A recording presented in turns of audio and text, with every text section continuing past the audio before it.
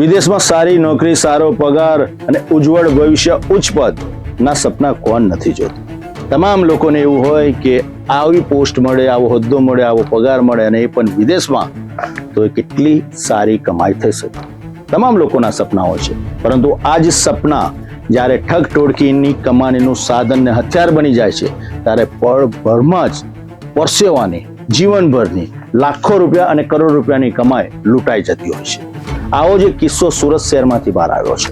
લંડનની અંદર નોકરી અપાવવાનું, એટલે કે વર્ક પરમિટની વાત છે. કથિત વિઝા કૌભાંડ, વર્ક પરમિટ ના નામે કરોડો રૂપિયાની ઠગ ટોળકે ઠગાઈ કરી અને કરોડો રૂપિયાની ઉચાપત કર્યા બાદ આ સમગ્ર કિસ્સે પોલીસ ફરિયાદ નોંધાઈ છે.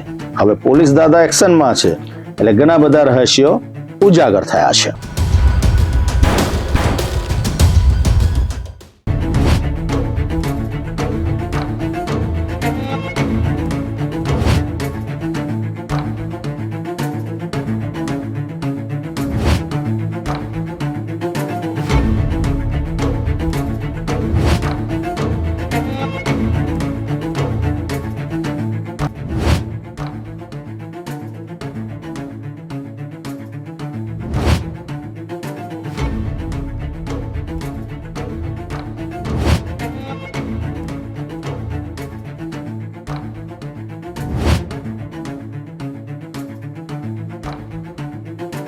આ છે ફ્લાયઓવર ઇન્ટરનેશનલ.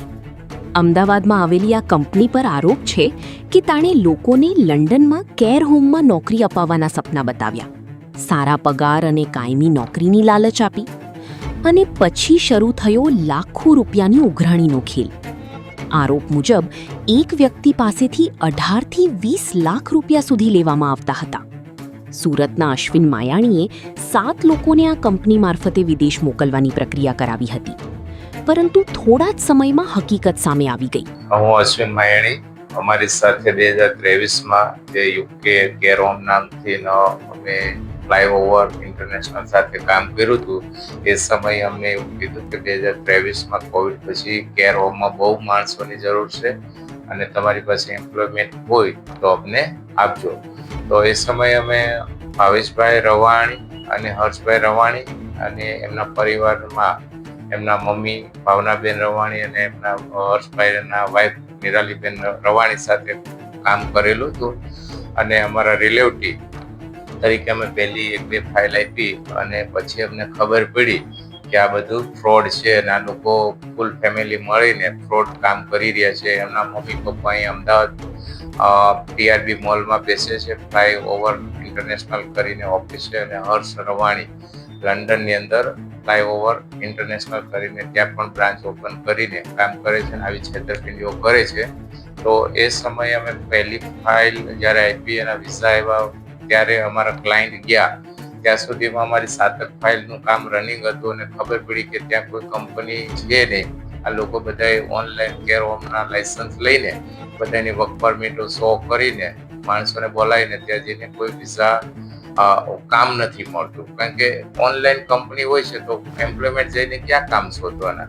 તો આ લોકોને કમ્પ્લેન કરતા, તો એમ્પ્લોયમેન્ટ સાથે અભદ્ર ભાષાથી વર્તન કરતા.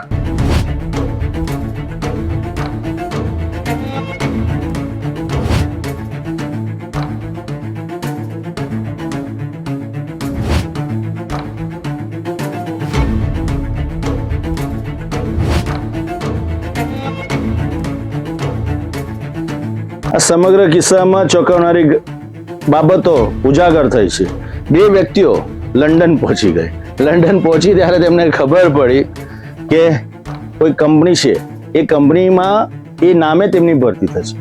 કંપનીના દ્વાર સુધી પહોંચી ગયા ત્યારે કંપનીને જ ખબર નહોતી કે તેમના નામે ભરતી પ્રક્રિયા ભારતમાં અને ગુજરાતમાં ચાલી રહી છે. સમગ્ર કૌભાંડનો પર્દાફાશ થયો. લંડનમાં બેઠેલા હર્ષ રવાનીએ બોગસ કેર હોમ ઉભા કર્યા, તેના નામે લેટર ઇસ્યુ કર્યા અને સમગ્ર કૌભાંડને અંજામ આપ્યો. એટલે જ કરોડ રૂપિયાની ઠગાઈનો કિસ્સો સામે આવ્યો.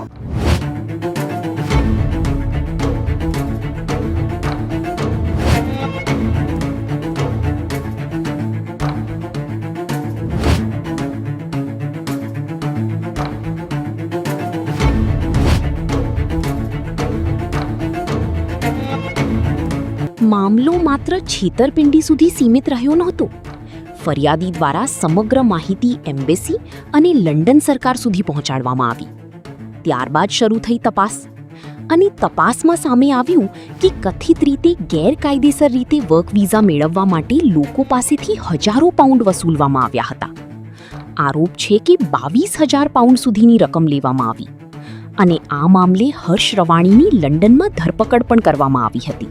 લાસ્ટમાં અમારી 2 ફાઇલ હતી, એના ઇમિગ્રેશન દ્વારા જણાવવામાં આવ્યું કે આ કંપનીના ડોક્યુમેન્ટ ડુપ્લિકેટ છે, એટલે અમે તમને વિઝા નહીં આપી.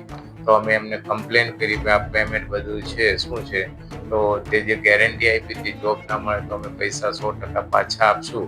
આ મહિલું એ લોકોએ અત્યાર સુધીમાં અમને કોઈ પેમેન્ટ રિલીઝ કર્યું નથી, અને ટોટલ પેમેન્ટ અમારું અત્યારે 1,30,00,000 આજુબાજુનું પેમેન્ટ છે. અને આવા ઘણા લોકોનું એ લોકોએ કરી નાખ્યું છે, અને એ લોકોને ખબર જ હતી કે આવી સિસ્ટમથી થાય છે. અને એ લોકો ઘણી બધી અમદાવાદમાં બી આવા પબ્લિકના એજન્ટોના પૈસા, ક્લાયન્ટોના પૈસા લઈને પ્રોપર્ટીઓ હાયર કરીને ફરે છે. લંડનમાં બી આવી રીતના પ્રોપર્ટી લઈને ફરે છે.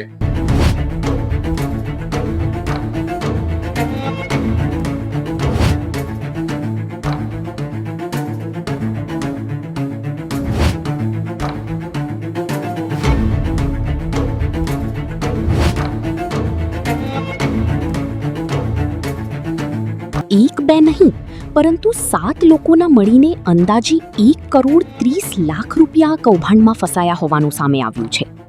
વર્ષ 2023થી પીડિતો પોતાના પૈસા પરત મેળવવા માટે રાહ જોઈ રહ્યા હતા, પરંતુ જ્યારે કોઈ ઉકીલ ના આવ્યો ત્યારે આખરે કાયદાનો દરવાજો ખખડાવવામાં આવ્યો.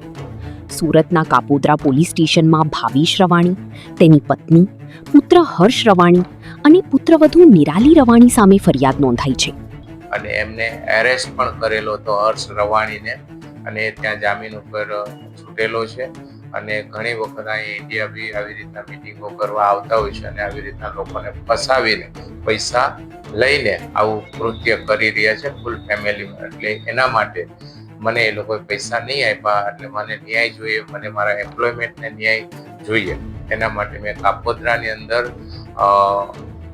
FRI કરાવી છે, અને અમે આ પૈસા પરત લેવા માટે સક્ષમ છીએ. અમારું કામ, અમે જે પૈસા આપ્યા છે બધા પ્રૂફ છે, એ લોકોએ જે ડોક્યુમેન્ટ આપ્યા છે, એમ્પ્લોયમેન્ટ ગયેલા છે, એને જે કમિટમેન્ટ કરેલી છે એ પ્રમાણે કોઈ કામ મળ્યું નથી, અને આ રીતના ફ્રોડ કરેલું છે. તો